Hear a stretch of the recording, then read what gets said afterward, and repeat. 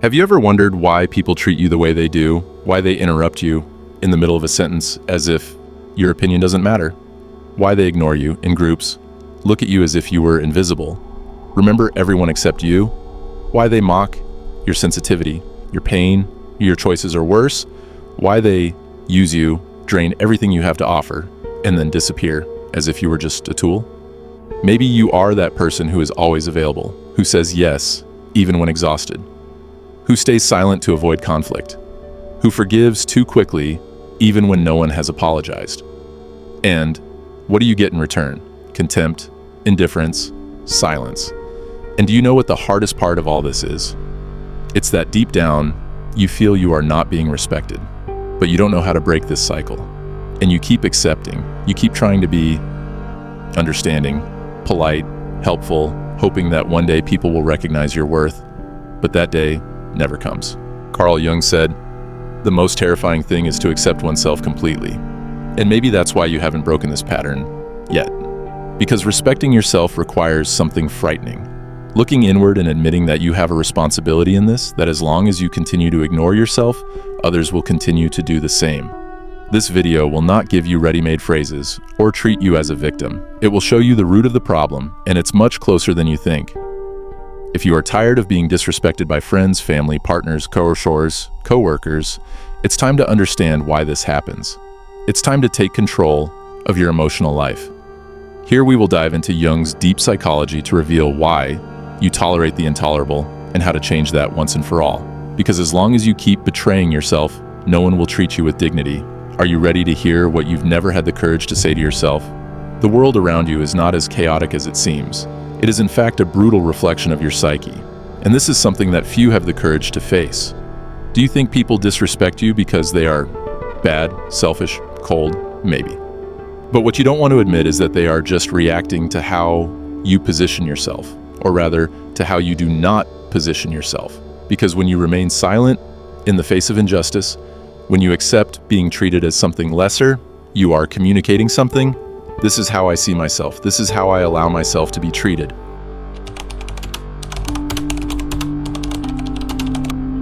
Carl Jung believed that external reality is a mirror of the unconscious.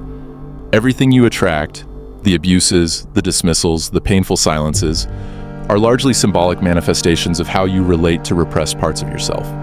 As long as you do not recognize your own worth, you project a distorted, fragile, insecure image onto the world, and it is this image that others see, and they treat it exactly as it presents itself.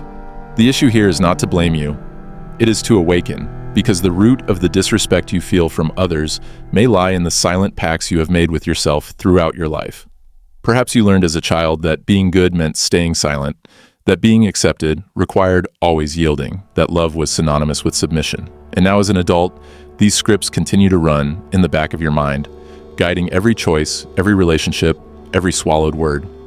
You have internalized the idea that your worth depends on the validation of others. And this silent belief contaminates everything. You position yourself as someone inferior, not out of malice, but out of habit, an unconscious, deep-rooted habit. And as long as you do not bring this to the light of consciousness, the cycle will not stop. You can change cities, jobs, relationships, but the pattern will persist because it lives within you. Jung said that what is not brought to consciousness manifests as fate. So until you face how you see yourself, you will continue to live experiences that reinforce your own invisibility. You do not attract what you want. You attract what you believe you deserve, even if that belief is hidden in the unconscious.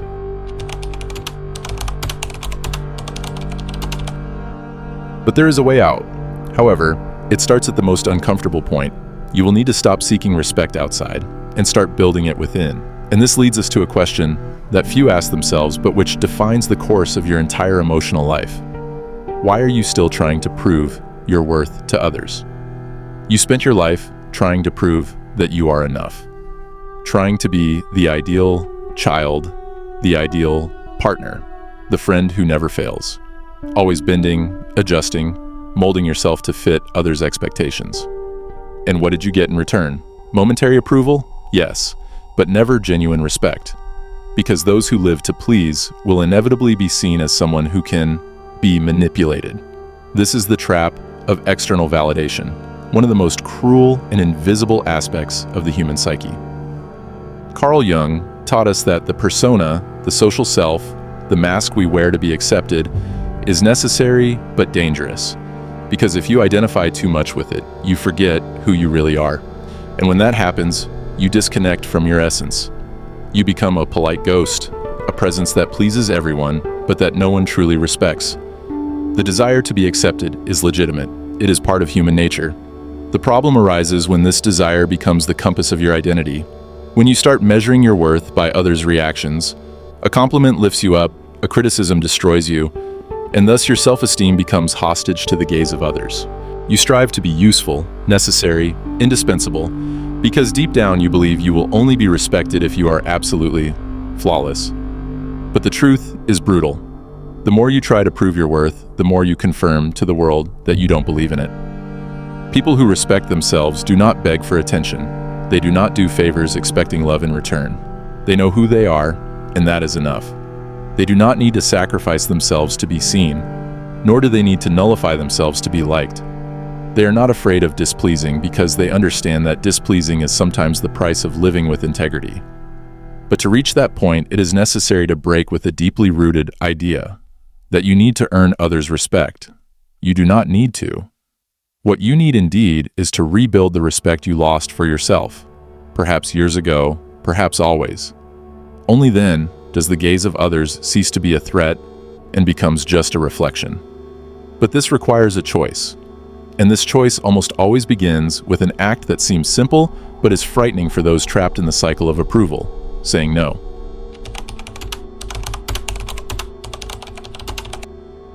You have been conditioned to believe that being a good person means never contradicting anyone, that loving is sacrificing yourself, that those who set boundaries are selfish, cold, insensitive. And because of this, every time something bothers you, you swallow it. Every time someone crosses your boundaries, you stay silent. Every time you are hurt, you forgive, even before the other person realizes the damage. You believe you are being mature, balanced, compassionate, but in reality, you are nullifying yourself. Little by little, day by day, you are disappearing from yourself. The problem is that the world does not respect those who do not respect themselves. And respect is not asked for, not begged for, not negotiated. Respect is imposed. And this imposition does not need to be violent, aggressive, or vengeful. It needs to be firm, clear, and non-negotiable. And this starts with a word you are probably afraid to use: no. Saying no is the first concrete act of self-respect. It is when you communicate to the world and to yourself that there are boundaries that will not be crossed, that your energy is not for sale, that your time is valuable, that your well-being matters. But to reach this point, you need to break free from guilt because it will appear. Whenever you say no to someone who is used to exploiting you, guilt will eat away at you. It will make you doubt your decision. It will try to drag you back to the place where you always gave in. Carl Jung reminds us that the process of individuation, the path to becoming who you really are, requires confrontation. And one of the first confrontations is with that version of yourself that learned to survive by saying yes to everything. That version that believes pleasing others is the only way to be accepted. But this acceptance comes at a very high cost. Your personal value, your dignity, your identity. Do you want to be respected?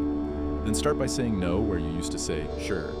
Start refusing tasks that suffocate you. Start distancing yourself from relationships that drain you.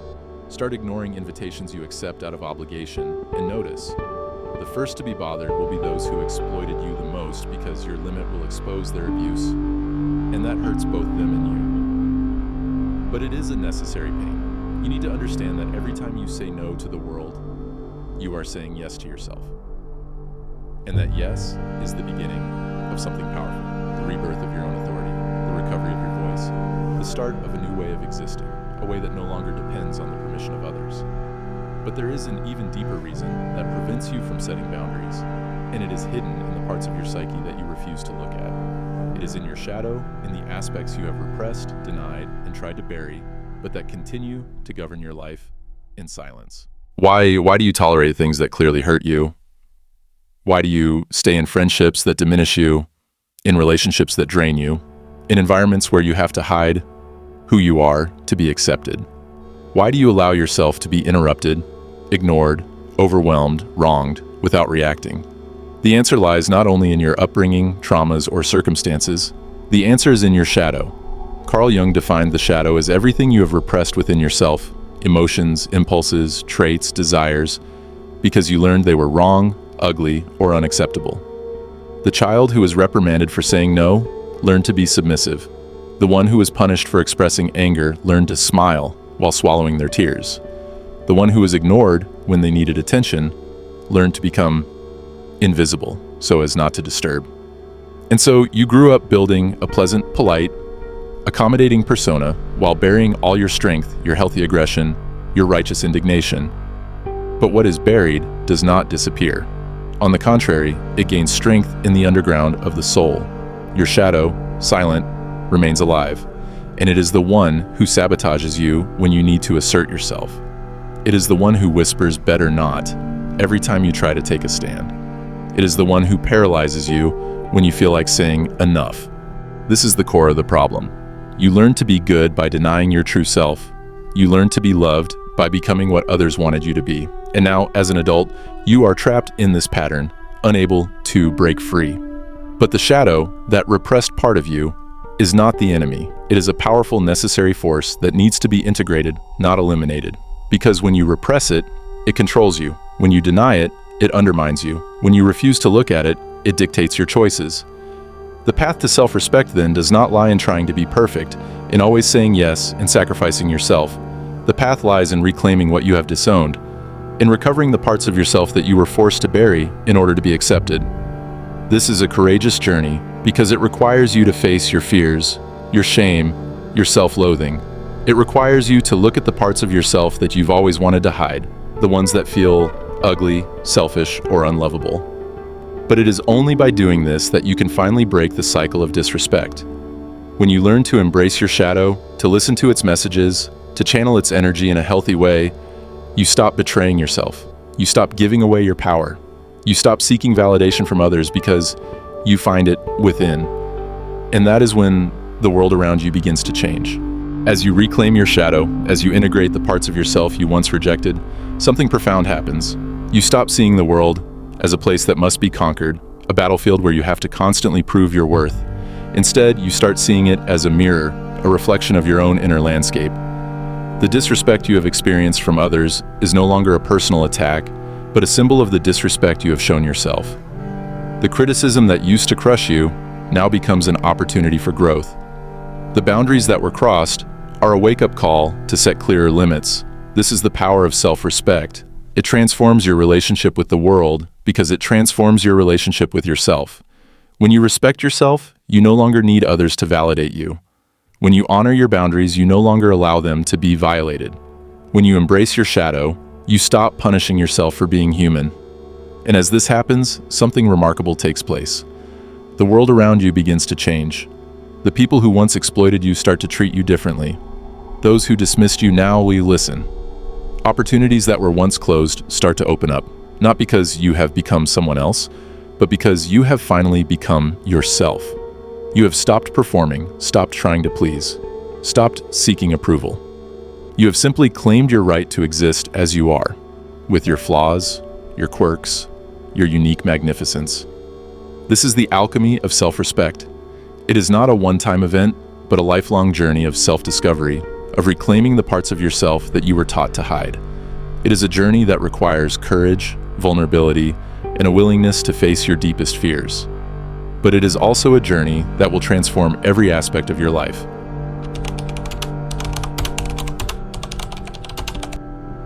As you continue on this path of self-respect, you will encounter challenges and resistance, both from within and from the people around you. Those who are used to your compliance, your self-sacrifice, your people-pleasing ways will not welcome the new, empowered version of you. They may try to guilt you, manipulate you, or undermine your confidence. They may accuse you of being selfish, cold, or uncaring, but it is crucial that you stand firm, because every time you give in to their pressure, you betray yourself. Remember, self-respect is not about being rude, aggressive, or confrontational. It is about having the courage to honor your needs, your boundaries, and your true desires, even when it's uncomfortable. It's about refusing to shrink yourself to make others feel better. This may mean having difficult conversations, setting clearer limits, or even walking away from relationships that can no longer serve you. It may mean facing the disapproval, the criticism, or the rejection of those who are threatened by your newfound self-assurance. But here's the thing. The people who truly respect you, who value you for who you are, will not only accept these changes, but they will celebrate them. They will see your self-respect as a sign of your growth, your authenticity, your commitment to living with integrity. And as you surround yourself with these people, as you cultivate relationships based on mutual respect, something remarkable will happen. Your self-respect will deepen, your confidence will soar, and you will finally feel at home in your own skin. This is the gift of self-respect. It allows you to stop seeking validation from the outside world and to find it within. It frees you from the tyranny of other people's opinions and empowers you to live according to your own values and beliefs.